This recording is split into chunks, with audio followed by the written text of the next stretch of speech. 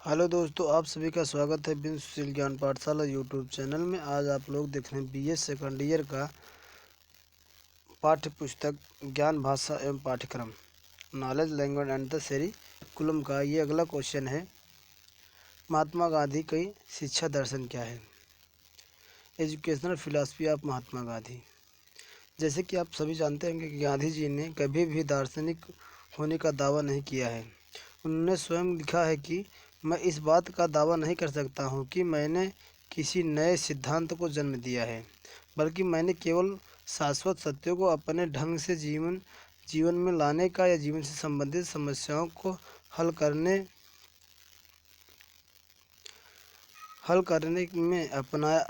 के लिए अपनाया है। मेरा सारा दर्शन यदि उसे दर्शन की संज्ञा दी जाए तो उसमें निहित है जो कुछ मैंने कहा है। आप उसे गांधीवाद न कहें क्योंकि उसमें कोई वाद नहीं है।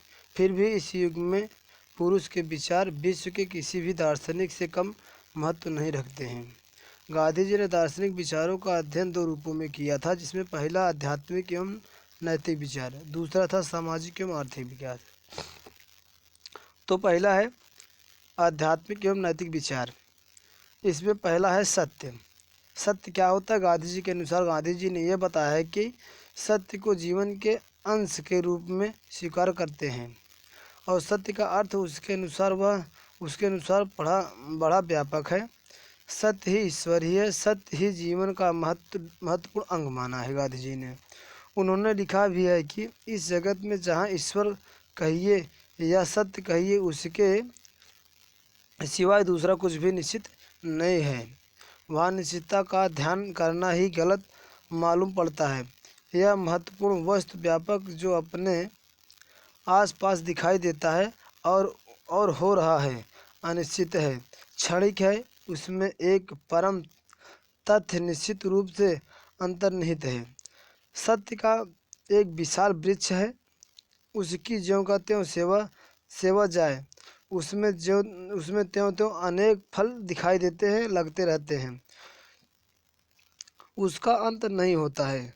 जो जो उसकी गहराई में पहुँचते त्यों त्यों रत्न मिलता ही रहता है। उन्होंने इस सत्य को इस प्रकार से गांधी जी ने परिभाषित किया या समझाया है। दूसरा है कि ईश्वर क्या है? गांधी जी के अनुसार ये बताया गया है कि जो ईश्वर एक सनातन, अद्वितीय और अजर हैं। उन्होंने बताया कि ये सनातन है, अद्वितीय भी हैं और ये अजर हैं, जो ईश्वर को कहते हैं। अद्वितीय गीता भक्त गांधी ने कहा है अद्वैतिक गीता भक्त गांधी ने यह भी कहा है कि मैं परमात्मा की निरपेक्षता एकता के अनुसार ही मानव की निरपेक्षता या निरपेक्ष एकता में विश्वास रखता हूँ। इससे क्या कि हमारे शरीर में भिन्न भिन्न और पृथक यानी अलग अलग है। आत्मा तो एक है, लेकिन सूर्य की किरणों तो अनेक हैं, पर उनका उद्गम स्थल एक ही है। मैं ईश्वर का कोई विश्व विधान के रूप में देखता हूँ। मेरे लिए ईश्वर सत्य है, प्रेम है और नैतिकता एवं परोपकार है। तीसरा है आत्मा। गांधी जी ने आत्मा को इस तरह से कहा है कि आत्मा जो होता है प्रत्येक जीवन का आधार मानते हैं गांधी जी ने। आत्मा का धर्म परम तत्व यानी प्रेम में लीन होना चाहिए। चौथा है अहिंसा। गांधी जी ने सत्य की जीवन का लक्ष्य मानते हुए ये कहा है कि अहिंसा को उसको प्राप्त करने का साधन है। अहिंसा व्यापक एवं ईश्वर का पर्यायवाची है। उन्होंने लिखा भी है कि अहिंसा का अर्थ है दूसरों को अधिक से अधिक सुविधा और अपने को अधिक से अधिक असुविधा देना होता है। उनके अनुसार यह भी कहा गया है कि हिंसा और सत्य एक दूसरे से इस प्रकार मिलते जुलते हैं कि उन्हें पृथक करना कठिन हो जाता है। वे एक ही सिक्के के दो पहलू हुआ करते हैं, तथापि अहिंसा साधन है और सत्य साध्य है। पांचवा है जगत।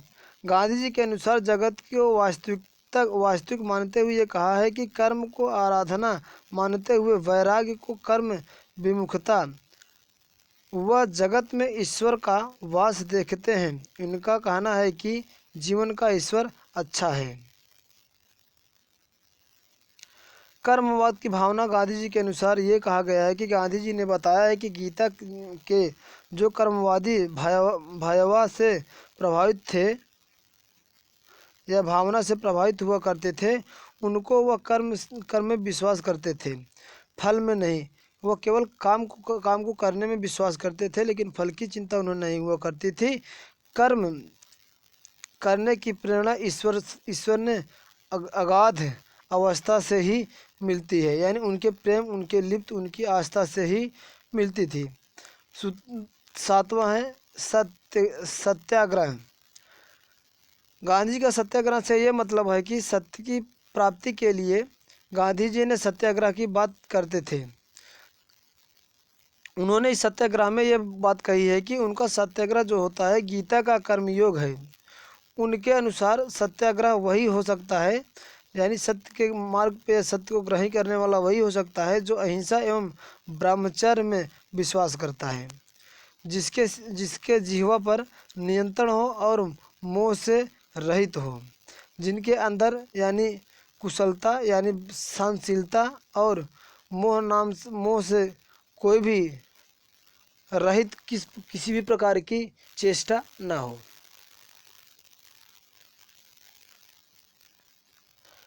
आठवां है पुनर्जन्म में विश्वास।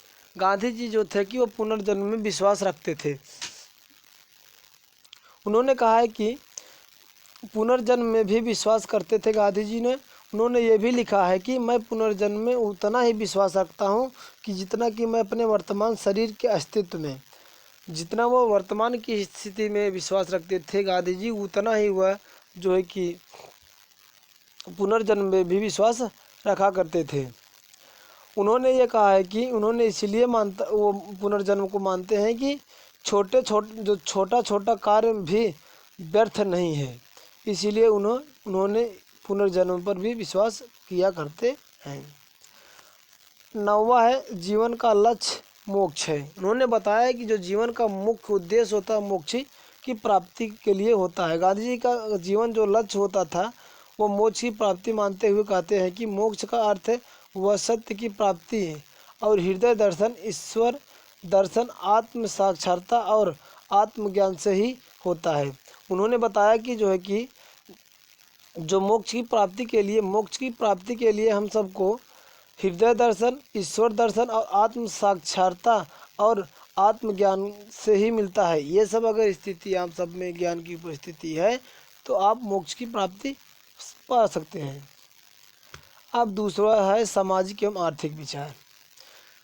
सामाजिक और आर्थिक विचार में गांधी जी के अनुसार ये बताया गया है कि जिसमें पहला है कि समाज की कल्पना किस प्रकार से गांधी जी ने किया है। गांधी जी ने कहा है कि व्यक्ति का लक्ष्य आध्यात्मिक मानते हैं। जो समाज होता है, समाज के जो व्यक्ति होते हैं उनका जो उद्देश्य होता है, जो लक्ष्य होता है, आध्यात्मिक मानते हैं। समाज की दैवी उत्पत्ति के सिद्धांत का वे समर्थन करते हैं। उन्होंने गांधी जी ने बताया है कि जो समाज की जो उत्पत्ति हुई है वह दैविक सिद्धांत के समर्थन से हुई है या दैविक से हुई है। वे ऐसे समाज की कल्पना करते हैं जो सत्य, अहिंसा और सहयोग और न्याय पर आधारित हुआ करते हैं। मैं ऐसे भारत के निर्माण के लिए कार्य करूंगा जिसमें गरीब से गरीब भी यह अनुभव कर सके कि देश के निर्माण में उनका भी हाथ हुआ करता है। वह भारत ऐसा होगा जिसमें ऊंच और नीच का भेदभाव नहीं होगा। वह भारत ऐसा होगा जिसमें सभी वर्ग के प्रेम से रह सके। ऐसे भारत में छुआछूत और नशा खाने वाले पेशों या औषधियों का अभिशाप न हो। स्त्रियों को पुरुष के समान अधिकार देंगे। समाज की कल्पना और समाज का निर्माण गांधी जी के अनुसार इस तरह से होना चाहिए, उस तरह से बताए हैं कि भारत जो होता है, ये जो समाज है, भारत का समाज जो है वो कल्पना इस प्रकार करते हैं कि ये जो समाज है वो सत्य, अहिंसा, सहयोग और न्याय पर आधारित हुआ हो। ऐसे में भारत का निर्माण जो होगा वह भारत के निर्माण के लिए वो गांधी जी ने कार्य करेंगे। और उनमें उन्होंने बताया कि भारत का जो निर्माण होगा इस प्रकार से होगा कि जिसमें गरीब से गरीब गरीब से गरीब यह अनुभव कर सके कि मैं भी देश को बनाने में, निर्माण करने में अपना सहयोग समझ सकूं। और ये भी कहा है कि गांधी जी ने बताया है कि यह भारत ऐसा बने, या इस प्रकार से निर्माण हो जिसमें ऊंचे नीचे, गरीब और तुच्छ आदि तमाम प्रकार के भेदभाव ना हो। और भारत एक ऐसा होगा जिसमें सभी प्रकार के, सभी वर्ग के, सभी जात के, सभी धर्म के प्रेम रहेगा। और उन्होंने ये भी कहा है कि भारत का जब निर्माण होगा तो उसमें छुआछूत और नशा खाने वाले पेशों का या अवसादियों का अभिशाप न होगा, यानी छुआछूत से मुक्ति होगी, नशापाती का मना होगा, और जो स्त्रियां हैं, स्त्रियों को उन पुरुषों के समान अधिकार भी दिया जाएगा। दूसरा, समाज में स्त्री पुरुष का स्थान। उन्होंने बताया, गांधी जी ने बताया है कि गांधी जी ने यह कहा है कि स्त्री और पुरुष एक दूसरे का पूरक माने जाते हैं, एक दूसरे कॉम्प्लीमेंट माने जाते हैं, और समाज के स्थापना या समाज के समान दर्जा देना चाहिए। स्त्री को स्त्री का हक मिलना चाहिए, पुरुष को पुरुष के समान। और तीसरा ये कहा कि श्रम की महत्ता। गांधी जी ने बताया कि समाज निर्माण में ये श्रम की महत्ता हुआ करती थी। गांधी जी ने बताया कि श्रम के उपासक थे। गांधी जी जो थे वो श्रम के उपासक थे, यानी कार्य के पुजारी हुआ करते थे। उन्होंने ये कहा है कि वे सभी प्रकार के श्रम को बराबर महत्व देते थे, वो चाहे जिस प्रकार का कार्य हो। उनकी निगाह में ना कोई छोटा हुआ करता था और ना ही कोई बड़ा हुआ करता था, और ना कोई महत्वपूर्ण था और ना कोई महत्वहीन हुआ करता था, यानी ना तो कोई ज़्यादा महान हुआ करता, ना कोई किसी को कम महान हुआ करता था। सभी को एक समान से देखा जाता था, यानी श्रम की महत्ता सभी को बराबर दी जाती थी। चौथा है श्रम और पूंजी। श्रम और पूंजी, कार्य और उसकी लागत क्या हुआ करती थी। गांधी जी ने यह बताया है कि श्रम की अपेक्षा जो होती थी पूंजी से कम महत्व देते थे। वो गांधी जी हुआ करते थे, वो पैसे पे कम जोर देके श्रम पर, कार्य पर अधिक जोर दिया करते थे। और उन्होंने कहा है कि मजदूर पूंजी से अधिक महत्व रखता है। पांचवा है औद्योगिकरण। गांधी जी के समय में उन दिनों से वहाँ जन बल की कमी नहीं थी, यानी जो लोग थे उनमें कार्य करने की क्षमता अधिक हुआ करती थी। औद्योगिकरण को उचित नहीं बताते हैं गांधी जी ने। उन्होंने कहा कि वे बड़े से बड़े कारखानों के पक्ष में कभी भी नहीं रहा करते थे, वो कारखानों पर विश्वास नहीं किया करते थे। बड़ी मशीन जनबल का स्थान ले लेते हैं, इससे बेकारी फैलती है, श्रम का महत्व कम हो जाता है, मजदूरों का शोषण होता है। वे कुटीर उद्योग धंधों के पक्ष में थे, जिसमें दायित्व के साथ साथ लाभ भी विकेंद्रित होता था। उन्होंने जो थे गांधी जी का जो विचार हुआ करता था वो जो है कि कल कारखानों पर विश्वास नहीं करते थे, क्योंकि कल कारखानों से मजदूरों की स्थिति में कार्य का हस्तांतरण, यानी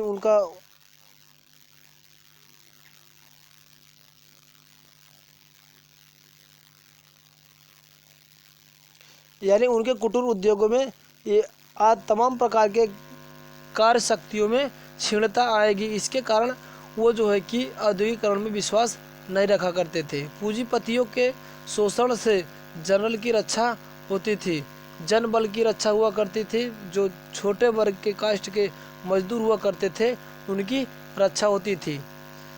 छठवां, विकेंद्रीकरण। गांधी जी पूंजीवादी प्रणालियों के व्यक्तिवाद के विरोधी हुआ करते थे, जिनके कारण वह विकेंद्रीकरण चाहते थे कि राजनीतिक, आर्थिक एवं सामाजिक के सभी पक्षों या सभी क्षेत्रों में वह विकेंद्रीकरण के समर्थक हुआ करते थे। गांधी जी के शैक्षिक विचार यानी शिक्षा का अर्थ, उद्देश्य, पाठ्यक्रम, शिक्षा प्रणाली आदि इन्हीं दार्शनिक विचारों पर आधारित हुआ करती थी। गांधी जी के अनुसार शिक्षा का अर्थ, गांधी जी शिक्षा को विकास की प्रक्रिया मानते हुए कहते हैं कि विकास को वह आंतरिक शक्तियों के स्फुटन यानी विस्फोटन या अभिव्यक्ति के रूप में मानते हैं। किसी चीज़ को अंदर से अभिव्यक्ति के दिखावे के रूप में मानते थे। उनके विचार रूसो और फ्रोबेल और मॉन्टेसरी से मिलते हुए जुलती हुई करती थी। वे संपूर्ण एवं संतुलित विकास के लिए पक्षपाती हुआ करते थे। शिक्षा का अर्थ स्पष्ट करते हुए उन्होंने गांधी जी ने यह लिखा है कि सच्ची शिक्षा वही होती है जिसे पालकर मनुष्य अपने शरीर, मन और आत्मा के उत्तर गुणों का सर्वांगीण विकास कर सकता है और प्रकाश में जा सके। साक्षरता न शिक्षा का आदि है और न ही अंत है। वह तो स्त्री और पुरुष को शिक्षित बनाने के लिए अनेक साधनों का उपयोग करते हैं। कविता जी।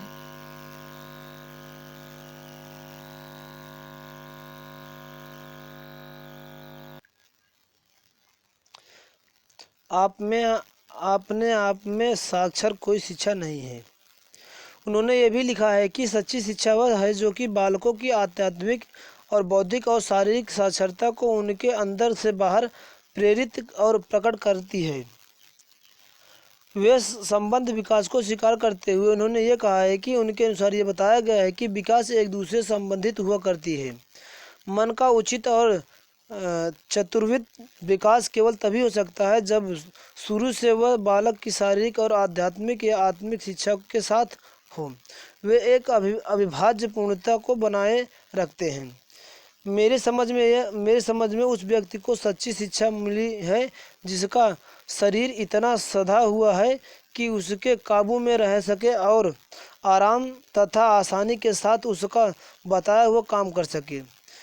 जिसकी बुद्धि शुद्ध है संतान और जिसकी बुद्धि शुद्ध होती है और शांत हुआ करती है और न्यायदर्शी हुआ करती है, उनका मन प्रकृति के आधारपूर्ण सत्य से परिपूर्ण हुआ करता है और इंद्रियां अपने वश में हुआ करती हैं। जिनकी अंतर्वृत्ति शुद्ध और जो नीचे आचरण को धिक्कारता है तथा दूसरे को अपने जैसा समझता है, ऐसा आदमी उदार शिक्षा प्राप्त माना जाएगा जो प्रकृति के नियमों पर चलता हुआ हो और प्रकृति का सर्वोत्तम उपयोग करता हुआ हो। गांधी जी के अनुसार शिक्षा का उद्देश्य क्या हुआ करता था? शिक्षा का उद्देश्य गांधी जी के लिए या गांधी जी के शिक्षा के उद्देश्य के विकास में विचार करते हुए निम्नलिखित तथ्यों को स्पष्ट करते हुए दिया गया है, जिसमें पहला है बालक का सर्वांगीण विकास। बालक का सर्वांगीण विकास करने के लिए डॉक्टर पटेल ने लिखा है कि गांधी जी का विश्वास है कि वह तब तक मस्तिष्क और शरीर का विकास आत्मा की जागृति के साथ साथ न होगा तब तक पहले प्रकार एकांगी होगा। पूर्व मनुष्य का निर्माण करने के लिए इन तीनों बातों का उचित सामंजस्यपूर्ण समृद्ध करना आवश्यक होगा। दूसरा है जीविकोपार्जन के लिए गांधी जी ने शिक्षा के तात्कालिक उद्देश्य के प्रति भी सदैव सचेत रहे हैं। उन्होंने ये लिखे हैं कि उनकी शिक्षा की शिक्षा की उपयोगिता की तो मेरी कसौटी यह होगी कि मैं उन्हें स्वावलंबी बना दूं।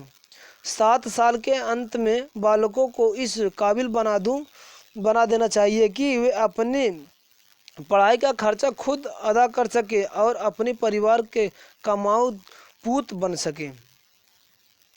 और तीसरा इन्होंने ये बताया है कि सांस्कृतिक उद्देश्य में गांधी जी ने बताया कि मैं शिक्षा के सांस्कृतिक पक्ष को उनके साहित्यिक पक्ष की अपेक्षा अधिक महत्व देता हूँ, क्योंकि इस संस्कृति की झलक तुम्हारे छोटे छोटे निजी कार्यों से मिलनी चाहिए। तुम्हारे आंतरिक सांस्कृतिक की झलक तुम्हारी वाणी से आनी चाहिए। और चौथा उन्होंने बताया कि आत्म जागरण क्या है। आत्म जागरण के कारण शिक्षा का जो उद्देश्य हुआ करता है कि जब तक शरीर और मन के विकास के साथ साथ आत्मा का जागरण या विकास नहीं होगा तब तक शरीर और मन का जागरण अर्थपूर्ण रहेगा, अपूर्ण रहेगा। यानी अब उन्होंने आगे ये भी लिखते हुए कहा है कि आत्मा की शिक्षा स्वयं में एक महान कार्य है। यह चरित्र निर्माण में तथा ईश्वर प्राप्ति अथवा आत्म साक्षरता में अत्यधिक महत्वपूर्ण भूमिका निभाते हैं। यह सहायक हुआ करते हैं। पांचवा, चरित्र निर्माण। चरित्र निर्माण के बारे में गांधी जी ने यह कहा है कि चरित्र का निर्माण शिक्षा का एक महत्वपूर्ण लक्ष्य मानते थे। विद्यार्थियों के आत्मनिरीक्षण करना चाहिए और अपने व्यक्तित्व चरित्र को देखभाल करनी चाहिए। समस्त ज्ञान का उद्देश्य चरित्र निर्माण होनी समस्त होता है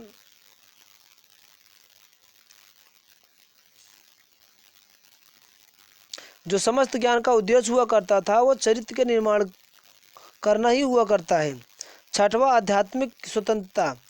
गांधी जी ने ये बताया है कि ये लिखते हुए बताया है कि सा विद्या या विभक्ति के समर्थक थे। वो या विद्या विमुक्ति का समर्थक हुआ करते थे। उन्होंने इसका अर्थ इस प्रकार से प्रकट हुए कहते हैं कि इसका अभिप्राय यह हुआ करता है कि ज्ञान वही है जो मोक्ष की ओर ले जाए। लेकिन इस सिद्धांत के अनुसार महानता के लघुता या सबमिता रहती हुई है। राष्ट्रीय स्वतंत्रता और भौतिक स्वतंत्रता आध्यात्मिक स्वतंत्रता में ही निहित हुआ करती है। अतएव शिक्षा संस्थाओं में जो ज्ञान प्राप्त किया जाता है उन्हें इस प्रकार की स्वतंत्रता के लिए पथ प्रदर्शन करना चाहिए। गांधी जी ने इस उद्देश्य में उन्होंने दार्शनिक विचार की स्पष्टता छाप है। आर्थिक स्वावलंबनता या स्वावलंबन, सामंजस्यपूर्ण सर्वांगीण विकास, चरित्र निर्माण और मोक्ष की प्राप्ति के साथ साथ आर्थिक, राजनैतिक, बौद्धिक एवं आध्यात्मिक स्वतंत्रता तथा यह तक उनका लक्ष्य व्याप्त हुआ करता था। यह अगला है इसमें पाठ्यक्रम। उपयुक्त उद्देश्यों की प्राप्ति के लिए गांधी जी ने उन्हीं के अनुकूलन पाठ्यक्रम की संरचना पर बल दिया है। उन्होंने पाठ्यक्रम संबंधित विचार संक्षिप्त में इस प्रकार लिखित हैं। पहला, उपयोगिता। वे ऐसे पाठ्यक्रम के हिमायती थे जो बालकों को मात्र पुस्तक ज्ञान ही ना दे बल्कि उनका सर्वांगीण विकास करने के लिए और उनके समाजी जीवन में उपयोगी हो। तत्पश्चात उन्होंने पहले बताया कि छात्रों को आत्मनिर्भर बना सके ऐसी पुस्तक यानी उपयोगी होनी चाहिए और तथा उन्हें परिवार का एक कमाऊ सपूत बना सके। इसलिए वे पाठ्यक्रम में हस्तकला को प्रधान स्थान प्रदान करते हैं।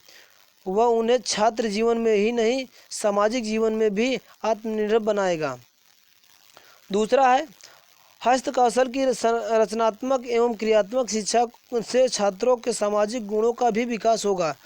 उनमें परस्पर मिलकर काम करने से एक दूसरे के महत्व को स्वीकार करने, सहयोग, अनुभूति एवं सहकारिता के जीवन की पूरी संभावना बनी रहती है। ऐसे पाठ्यक्रम के शोषण रहित एक न्यायपूर्ण समाज का भी निर्माण होगा। दूसरा, मनोवैज्ञानिकता के अनुसार गांधी जी ने पाठ्यक्रम को बालकों की रुचि, प्रवृत्ति, वैयक्तिक भिन्नताओं पर आधारित करना चाहते हैं। तीसरा है, क्रियात्मक। गांधी जी के अनुसार पुस्तकीय शिक्षा एवं उनके प्राप्त ज्ञान को शिक्षा नहीं मानते थे। उनके अनुसार शिक्षा क्रियात्मक होनी चाहिए जो छात्रों को अपनी रुचि एवं इच्छानुसार क्रियाशील रह सके। गांधी जी हस्तकौशल को उसका उत्तर आधार मानते थे। और चौथा, सहसंबंध क्या हुआ करता था। गांधी जी के अनुसार सहसंबंध को आधुनिक मनोवैज्ञानिक धारणा के समर्थक हैं। विषय में सहसंबंधित व क्राफ्ट के द्वारा स्थापित करते हैं।